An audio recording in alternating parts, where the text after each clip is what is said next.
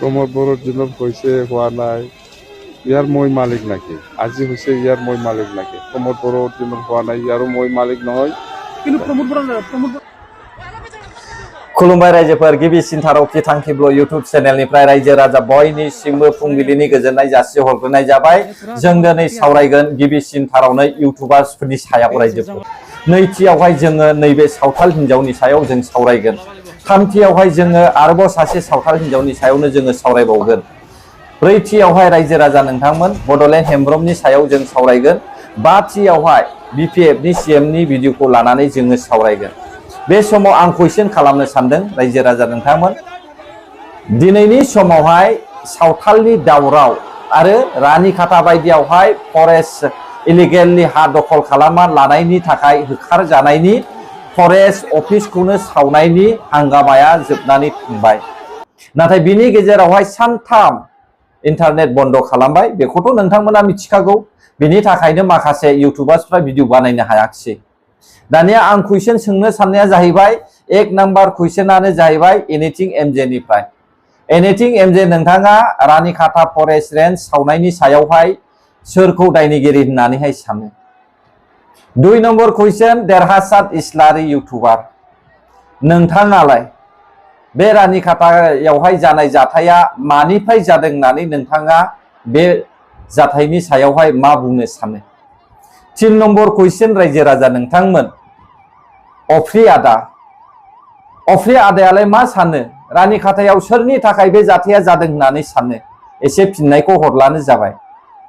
दानिया रायजो राजा नोंथांमोन 4 नम्बर कुइसन मिनिया बर' बिपिएफनि इउटुबार्स दा नोंथाङालाय मा बुंनो सानो रानिखातानि जाथायनि सायावहाय? 5 नम्बर कुइसन गासैबो रिपर्टफोरखौहाय बुथुमनानैहाय भिडिअ बानायग्रा सिबिरानि ब्रह्म मेडाम नोंथाङालाय मा सानो रानिखातायावहाय दावराव जानायनि जाथायनि सायावहाय नोंथाङालाय सोरखौ दायनिगिरि होननानै सानो? बेखौहाय आं नोंथांमोनाव कुइसन खालामनाय जाबाय। दानिया जोबनायाव आलफ्रेड बसुमतारी बि भइस नोंथांमोनालाय मा बुंनो सानो बे रानिखातानि चिरां जिल्ला रानिखातानि फरेस्ट रेन्जखौहाय बुख्रुब सुख्रुब खालामनानैहाय फरेस्टारफोरखौ बुनाय गारि सावनाय आरो सिल्लाय सावनायनि सायाव दायनिगिरिया सोर होननानै नोंथांमोना सानो? बे समाव नोंथांमोना फिननाय होनो हासिगोन। रायजोफोर बे समाव खोनासंदो सासे सावथाल आइजोआ मा बुंदों। এতিয়া মানে ন্যায় লাগে কিয় ন্যায় লাগে মানে বড়বিলাক সব অধিকার পাইছে আমারও অধিকার লাগে এইটো আমার তো সব সময় কিবা হুলস্থুল তো করা নাই যে 96 পুরা খেদাই আছে আমার মাটিতে বড় গিলা বহিছে আমি কত থাকিম আকাশত থাকিম না কত থাকিম এইটাই চিন্তা করবা লাগে সরকার গিলা। যদি আপনার সরকার হয় খালি একজন বড় মতর ভোট দিয়া তো সরকার তো নহয় সবাই মিলিজুলি সবাই মিলিজুলি ভোট দিয়া সরকার হয় সবাই ভাগা দিবা লাগে হয় না নহয় সরকার তো সবারের বাবা। नोंसोरलाय सोर जोंनि बर'नि जायगायावहाय माब्ला फैनाय? मैया दाख्लैसो फैनायला नोंसोरनि जायगाया अख्राङावबो गैया फाथालावबो गैया बेयावहाय मानोना नोंसोरहा अलरेडि स्टेट दंखायो झारखंड इउपि वेस्ट बेंगल उरिष्या बे नोंसिनि स्टेट जायगाखा बिसोरो नोंसोर थाग्रा जायगाखा आरो नोंसोरा झारखंडआनो नोंसिनिखा अब्ला माखौथो सेकेन्ड झारखंड बानायनो बर'नि जायगायावहाय फैदों? আপুনি কোন হয়? কেতিয়া আহিছে আমাৰ বিটিচিত? এতিয়া ফৰমান দিয়ক। যদি ফৰমান দিবাৰ নোৱাৰে তেতিয়াহ'লে আসমানত থাকে না পাতালত থাকে এইটো আমি ক'ব নোৱাৰে। আপোনাৰ নিজে নিজে ঠাই আছে সেপাৰেট ষ্টেট আছে তাতে যাই থাক হয় না নাই? আৰু আপোনাৰ মানুহবিলাক বুজাবাৰ লাগে কেনেকুৱা বুজাবাৰ লাগে এনে মিছা মিছি হাল্লা কৰি লাভ নাই। আমাৰ জাতিৰ মাজত আমাৰ উন্নতি হোৱাটো কিবা ধ্বংস কৰি দিবলৈ বিচাৰি আছে নাকি? आमितो इटुई देखिसे ना मा बुङो रायजोफोर जोंनि डेभेलप खालामनायखौहाय इसोरो नासयना होनो नागिरदों नामा? बेखायनो बे फरेस्ट रेन्जनि अफिसखौ बुख्रुबदों। दानिया खोनासंबावदो सासे आइजोआ मा बुंदों। মহিলা সন্থা আৰু সদৌ সমাজ এছ সন্থালীয় মহিলা সন্থা আমি আজি আহিছোঁ ইয়াতে ৰণীখাটত। আমি সকলোৱে গম পাইছোঁ যে যোৱাকালি ইভিনিঙত মানে যোনটো নেকি এভিকশ্যন হৈ আছিলে, এই এভিকশ্যনত মানে এভিকশ্যনৰ ক্ষেত্ৰত মানে কিছুমান পুৰুষক 25-26জন পুৰুষক মানে উঠাই লৈ আহিছিলে ফৰেষ্ট অফিচত। তো তেখেতসকলৰ হাজবেণ্ডক উঠাই লৈ অহাৰ কাৰণে মহিলাহঁতেও তেখেতসকলৰ লগত আহিছিলে। কিন্তু এনেকা মানে ফৰেষ্ট অফিচাৰবিলাক যোনে আছিলে ডিউটিত, যোৱাকালি এনেকৈ কৰিলে সিহঁতক মানে বেলেগ এটা বন্ধ কোঠাত ৰাখিছে আৰু সিহঁতক মানে যোনটো নেকি মানে মহিলাবিলাকৰ প্ৰাইভেট পাৰ্ট হয় তাতে ধৰা হৈছে আৰু কিছুমান 3জনৰ মহিলাবিলাক মানে গুৰুত্বভাৱে মাৰা হৈছে। তো এই নিন্দনীয় ঘটনা লৈ কিনি আজি মানে বহুত ইমোচনেল হৈ কিনি মানুহকেইটা ইয়াতে আহিছে আৰু এইটো আহি ইয়াতে মানে ফৰেষ্ট অফিচটো ঘেৰাও কৰিছে লগতে। আৰু আমি মহিলা সন্থা হৈ কিনি ইয়াতে এইটো কাৰণে আহিছোঁ যে আমি যোনবোৰ মহিলাবিলাক মানে এই কিবাটো হৈছে মানে নিন্দনীয় ঘটনাটো যোনবোৰ মহিলাবিলাকৰ ওপৰত হৈছে, এই ঘটনাটোৰ কাৰণে আমি আহিছোঁ আৰু তেখেতসকলক মানে উচিত ন্যায় পাব লাগে। কাৰণ আমি আজি সকলোৱে গম পাওঁ যে আমি এটা মানে কি কয় গণতান্ত্ৰিক মানে দেশত আছোঁ আৰু এই গণতান্ত্ৰিক দেশত থকা স্বত্বেও মানে আজি মহিলাৰ কাৰণে ইমান প্ৰটেকশ্যন মানে আমাৰ ভাৰত চৰকাৰে কৈ থাকে যে আমি এনেকৈ প্ৰটেকশ্যন দি আছোঁ, মহিলাকেইটাক তেনেকৈ প্ৰটেকশ্যন দি আছোঁ, বেটি পঢ়াও বেটি বচাও এনেকৈ। আরে ম্যাডাম, আপনি যদি দেখিছে তেতিয়াহ'লে প্রমাণ পত্র দিয়ক। এই আসাম সরকার, অসম সরকারত প্রমাণ দিয়ক। কাৰ মাইকীৰ কিবা গাঁতত প্ৰাইভেট পাৰ্টত হাত ডালিছে, কাৰ মাইকীৰ হাত ডালিছে, ক'ত ডালিছে, এইটো আপুনি প্ৰমাণ দিয়ক। যদি প্ৰুফ দিবাৰ নোৱাৰে তেতিয়াহ'লে আছামিজ নিউজ চেনেলত মিছা মিছি বুৱা কিবা লেকচাৰ দিয়াটো লাভ নাই, এনে মিছা মিছি বাতৰি দিয়াটো লাভ নাই। আমিও জানে আগত কি হৈছে ভিডিঅ' চাই লওক। দেহা কিবা কষ্ট পাইছে নেকি? মাৰপিট হৈছে নেকি আপোনালোকক? হোৱা নাই না? তাকো চবেই আছে? মাৰিছে কাৰোবাক? মাৰা নাই না? কিবাটো একোতো অসুবিধা নাই? হা? শুনিছে আৰু বুধক আৰু উল্টা চাহে কৈছো না তা মজা আছে ওপরে উপরে দেব না এই আমারে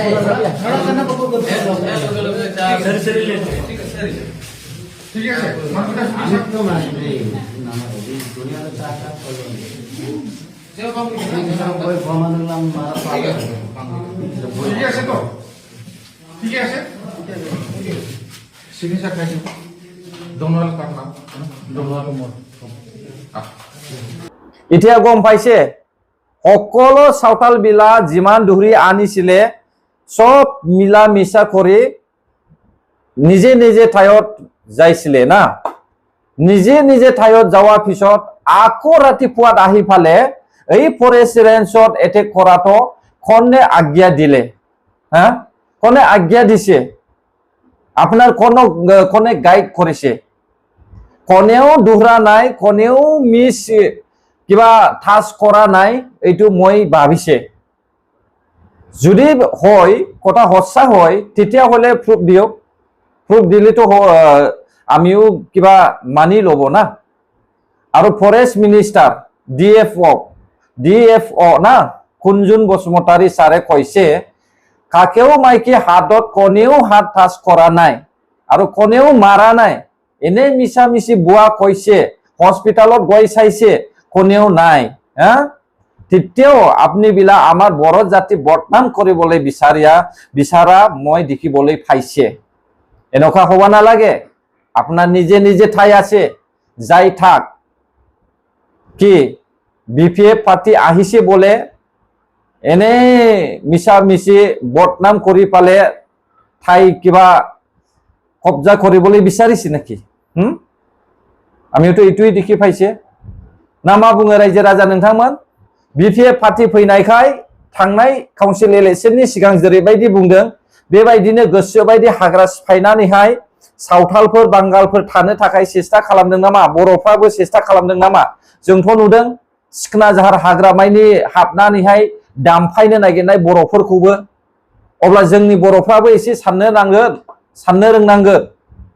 जानला मोनला बेबायदि खालामोब्लानो दावराव दावसिया माब्लाबाबो जोबनाय नङा। मिथिबायना रायजोफोर?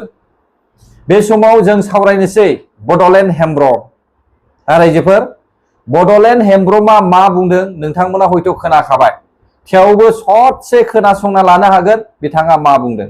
नुबाय दा बेवहाय एखेबारे क्लियारलि बुंगासिनो कि बिसोरो जे हाथियारफोरखौ लादों बेफोरखौ मोजांनि थाखायसो लादोंमोन मानोना पुलिसफोरा बिखौ गारनानै बिसोरो थांदोंमोन नोंथांमोना बेफोरखौ एखेबारे मोजांखौ माने शान्तिखौनो लुबैया मानोना नोंथांमोना बारासिनसो बे अर जोंबाय थायोना बेवहाय एखेबारे घिउ लुना होनाय खामानिसो खालामो why we are Santals because we are Sant people we are peace loving community जोङो शान्तिखौसो नागिरो जोङो दुंहाव थासारि खालामनो जोङो गोसो गैया रायजोफोर भिडिअआ गोलाव दै बडलेण्ड हेमब्रमनि भिडिअआ गोलावैनो दङ थेवबो आं ससेल' बुंबाय दा बडलेण्ड हेमब्रमखौ आं बेखौनो बुंनो सानदों नोंथाङा बर' गोरों बर' साबजेक्ट फरायदों आरो बर'नि गेजेरावनो थानानै नोङो थांनानै दंगासिनो दङ आरो बर'जोंनो नोङो सोलिगासिनो दङ दा नोंथाङा माब्रै नंखाय बाथ्रा बुंखो हा जों मिथिया नामा बे अस्त्रखौ मानो आखायाव लादों जुदि बे अस्त्रखौहाय रैखा खालामनो थाखाय आखायाव लादोंमोनब्ला मानो गंब्रै सिलाइखौ सावखो हा बेबायदि नंखाय बाथ्रा बुंनानै दाहो नों सावथालैनो था सावथाला बर'जों माब्लाबाबो गोरोबखाया आरो खालारावबो गोरोबा आरो गोसोआबो गोरोबा मिथिबायना रायजो राजा नोंथांमोन बेखायनो बांद्राय बर'जों लोगो होननानैहाय बर'खौहाय मोजां मोनो होननानैहाय बांद्राय नोंथांमोनाबो गुलि दाखालाम नङाब्ला फासायजागोनबो मिथिबाय दा मानोना जोंनि बर'नि साननाय बायदि बिसोरनि गोसोआ नङा बेनिखायनो आं नोंथांमोनखौ बुंखायो साफ्रोमबो बर' रायजो राजाफोरखौ बर' लाइमोन सेंग्रा सिख्लाफोरखौ आं बुङो बेबायदि मानसिफोरजोंहाय बांद्राय लाखार दाखार दा खालाम मिथिबाय रायजो राजा नोंथांमोन नङाब्ला बबे समाव नोंखौ फासायगोन नों आन्दाजखौनो मोननाय नङा बेबायदि गोसोनि मानसि बिसोरो दिनै नुवाखै बर' जाथिखौहाय डेभेलप जानायखौ नायनो बानानैहाय माने फरेस्ट अफिसखौनो सानावनो फैनानै बुख्रुबफैलायनो हानाय माबायदि जाथि बिसोरलायना सानना नायदो आरो बिथाङा बुंदों जे जोङो शान्तिखौ लुबैयो आरे बाबा बडलेण्ड हेमब्रम बाबु नोंथांमोना शान्तिखौ लुबैयोब्ला मानो इलिगेल हायावहाय हाग्रा दानफायनानैहाय हाबनाय बिनि फिननायखौ होदो शान्ति लुबैयोब्ला मानो इलिगेल हाग्रा दानफायनानै हा आवग्रिनाय जाथायखौथ' नोंसोरनो बानायग्रोयो दावरावखौबो नोंसोरनो खालामग्रोयो थांनाय जानुवारि 19 तारिखआवबोथ' नोंसोरनो दावराव खालामग्रोदों सोरथो खालामदों हा आरो सिगांनि समावहाय जे बर'जों सावथालजों दावराव जादों बेखौबोथ' नोंसोरनो खालामग्रोदों 3 ना गुरनाय आइजोफोरखौहाय जिउ फोजोबनानैहाय बे बिटिसिआ जोंनि बर' हारिनि हाजार मानसि थैनानै जिउ बावनानै मोननाय बिटिसि बियो बेखौहाय नोंसोरबायदि मानसिया सेकेन्ड झारखान्ड बानायनो नागिरब्ला जानाय नङा मिथिबायना रायजोफोर नोंथांमोनाबो साननांगोन जोंनि बर' रायजो राजाफ्राबो दानिया बे गोरोन्थिया मानो जादों बेनि मेन जाहोनखौ आं बुंनोसै रायजोफोर खोनासंदो दाना भिडिअखौ ससे শান্তি লাগে আর মাটি থাকিবা দিব আৰু এসটি লাগিব এসটি আগৰ লাগিব তাৰপিছত মাটি পাতা লাগিব আমাৰ শান্তি থাকিবা দিব আমাৰ মাটিৰ পাত্তা লাগা 4 বিঘা ম্যাদি আছে মই পোৱা নাই আজি বহুত বছৰ হ'ল লাগে স্যার মাটির পাত্তা লাগে সবে লাগিব हाग्रामा महिलारि काउन्सिल इलेक्शननि सिगां एसटि जासिनाय हा फाथा जासिनाय जाय हा फाथाखौ जासिदों हाग्रामा महिलारिया बै समाव बुंदों बिपिएफ पार्टिया सरकार दाब्लानो साफ्रोमबो हाग्रायावहाय हाबनानैहाय थानो मोनगोन हाग्रायाव हाबनाय साफ्रोमखौबो इभिक्सन खालामा नैबे खोथाखौ लानानैनो दिनै सावथालफ्रा हाबथावै मोननै जायगाखौनो हाबनानै हाग्रा दानफायदों अल्ला दायनिगिरिया सोर जाखो रायजोफोर मानो फरेस्ट डिपार्टमेन्टखौ बदनाम खालामदों दिनै हाग्रामा महिलारिया 1 नम्बर दायनिगिरिया हाग्रामा महिलारि दा नोंथांमोना मिथिबायना जायामोन बे जाथाया मिथिबाय दा मानोना बिपिएफ पार्टी फैयोब्लानो हाग्रायाव हाबनानै न' लुनानै थानो मोनगोन होननानैहाय बिथांमोना बै समावहाय मानो खोथा होबोदों दा बे खोथा होनायनि थाखायनो दिनै सावथालफ्रा हाबनानैहाय हाग्रा दानफायदों आरो हाजासे सोरखौबा बिहारनिफ्राय लिंहरदों, सोरखौबा इउपिनिफ्राय लिंहरदों, सोरखौबा झारखंडनिफ्राय लिंहरदों, सोरखौबा ओरिसानिफ्राय लिंहरदों, सोरखौबा वेस्ट बेंगलनिफ्राय लिंहरदों। बेबायदि लिंहरै बिसोरो माने गोदान गोदान हादान दानफायनो नागिरदों। नाथाय गोजाम सावथालफोरबो दंखायो जायफ्रा हा मोनथावनाखा, बिसोरनो लिंहरै बेबायदि दावराव खालामदों, मिथिबाय दा? हाग्रामा महिलारिनि खोथाखौ लानानैनो। अब्लालाय माखौथो दिनैनि समाव बिपिएफनि सापर्टार्स नोंथांमोना थिफुदला बाथ्रा बुङो, हो? दा बुजियाखै नामा दाबो? दा बुजियाखैब्ला बुजिदो रायजो राजा नोंथांमोनाबो। अब्ला गोजोन्थों रायजोफोर जायफ्रा आंनि भिडिअखौ जोबजासे नायबाय। बर' हारि जै जाथों, जै बर' हारिनि।